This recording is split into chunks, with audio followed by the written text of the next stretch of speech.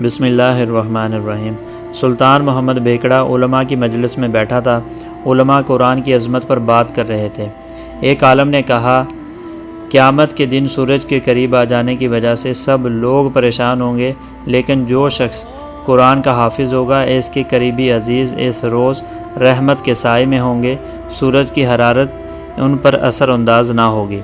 سلطان نے یہ سن کر ایک سرد آہ بھری اور کہا، افسوس، ہمارے بیٹوں میں سے کوئی یہ سعادت حاصل نہ کر سکا کہ میں قیامت کے دن سورج کی تپش سے بچ جاتا۔ اس مجلس میں سلطان کا بیٹا خلیل بھی موجود تھا۔ وہ اسی وقت اٹھا اور کہیں دور چلا گیا۔ وہاں اس کی جاگیر تھی۔ اس نے وہاں قرآن حفظ کرنا شروع کر دیا۔ اس نے اس قدر محنت کی کہ آنکھیں سرخ رہنے لگی۔ طبیب نے کہا بھی کہ راتوں کو جاگ کر قرآن یاد کرنے کی وجہ سے یہ آپ کی آنکھیں سرخ ہوئی ہیں، لیکن اس نے کوئی پرواہ نہ کی۔